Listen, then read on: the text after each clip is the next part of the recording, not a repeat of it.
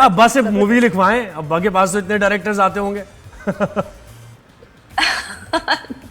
अब्बा की मूवी में नहीं मैं काम कर पाऊंगी, बहुत इंटेंस होती है। मैंने इंटेंस रोल्स भी किए हैं, बट शहरीन की अगर हम बात करते हैं हाँ प्लीज तो मुझे हमारा शरीन का पूछना है कि ये हाउ डिड दिस हैपन, ये कैरेक्टर जो आया इतना ये इवल कजन है और नेगेटिव कैरेक्टर है, क्या क्या चीजें देखी इसमें तुमने जो तुमने ये अग्री किया ड्रामा करने के लिए character?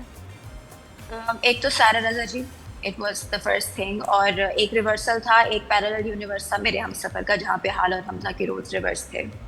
But what I liked about is, क्योंकि उन्होंने जब समीन भी मेरे लिए रखा था तो she was very proud of me, उन्होंने मुझे इतना कहा था, उन्होंने मेरे लिए कुछ चीज़ें बाकायदा चेंज भी की थी सारा जी ने।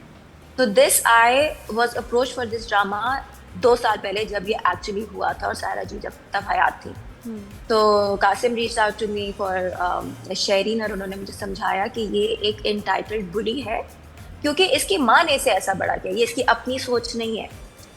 एंड अ नेगेटिव कैरेक्टर वो अपने जहन में नेगेटिव नहीं होते, नेगेटिव को नेगेटिव करके एक्ट करेंगे तो वो बहुत ही एक आर्टिफिशियल से लुक देगा। हाँ। जो दुनिया का सबसे बड़ा नेगेटिव इंसान है वो अपने आप में अपनी ज़ात में जस्टिफाइड होता है सबसे बड़ा पॉजिटिव इंसान कि मैं तो ये दुनिया के लिए करना।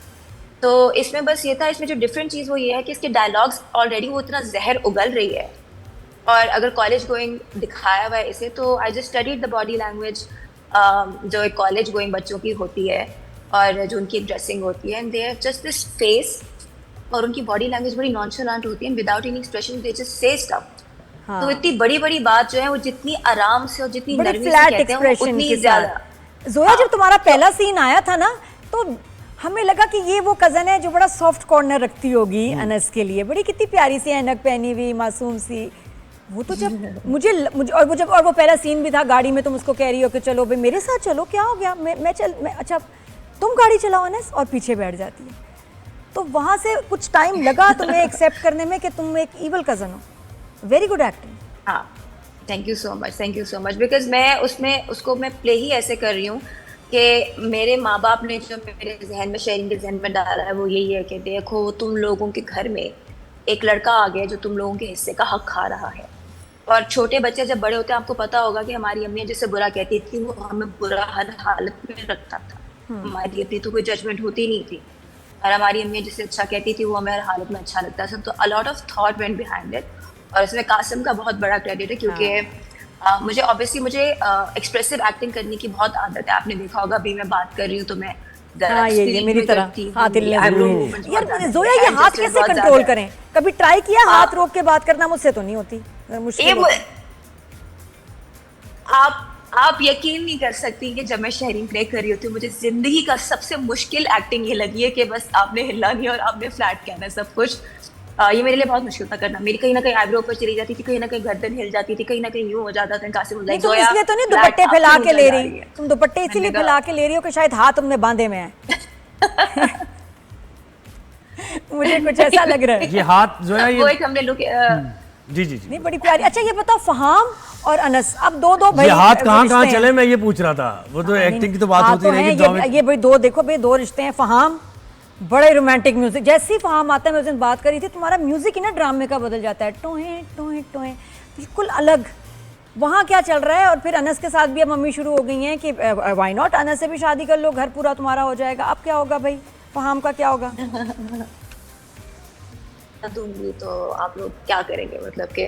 बट मैं आपको ये बता सकती हूँ, ये मैंने पहले ही भी जगह कहा था कि ऑब्वियसली सारे इसका मेरे हमसफर से बहुत ज़्यादा कंपैरिजन कर रहे थे।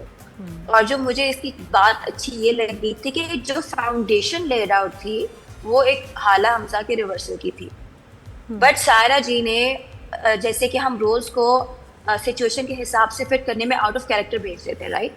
सायरा जी हर कैरेक्टर को इंडिविजुअली लेके चलेगी। How would Shehreen react, how would Shayan react, Mursaleen क्या करेगा, उसमें जो सिचुएशन बनेगी उसके हिसाब से हर कैरेक्टर अपने हिसाब से अपनी स्टोरी लेके चल रहा है।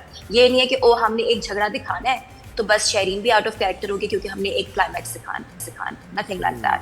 तो 10th एपिसोड के बाद ये आप लोगों ने भी देख लिया कि इस कहानी बहुत ही इंडिपेंडेंट हो गई है और बहुत ही हटके हो गई है। It's not something that you can compare to Mere Humsafar at all. Foundation वो थी, बट आगे जैसे स्टोरी अनरोल की है, it has taken a life of its own, it's an identity of its own.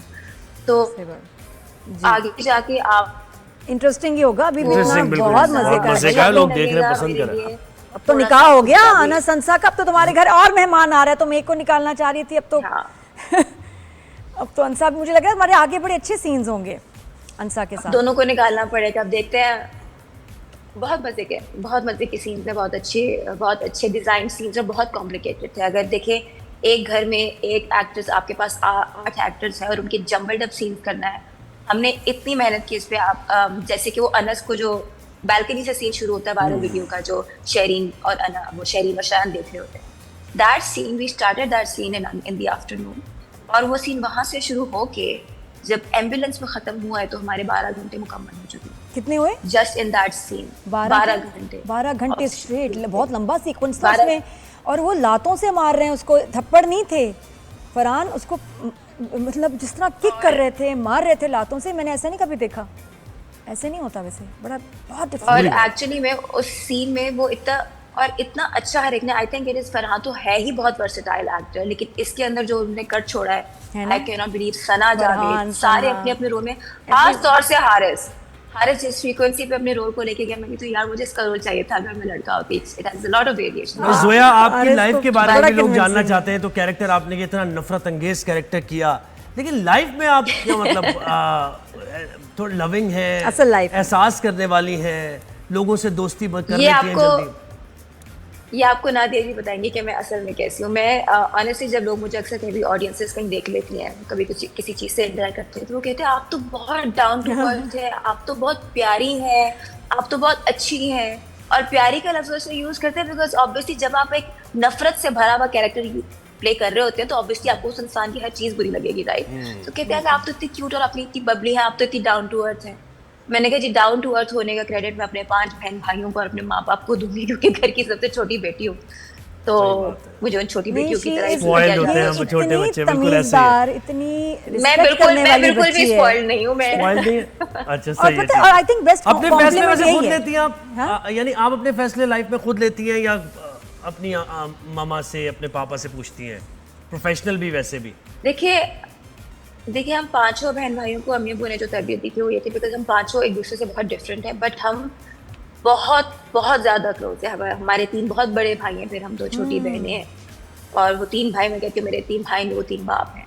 तो हमेशा अम्मी अब्बू ने हमें, हर इंसान एक गलत और सही की सेंस को लेके पैदा होता है, regardless of the religion.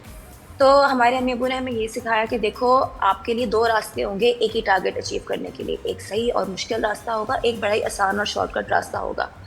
Now you have to choose the path. उन्होंने हमें राह दिखाई कि कैसी राह है, और सही राह को चुनने का उन्होंने हमें हमेशा इनकरेजमेंट दी।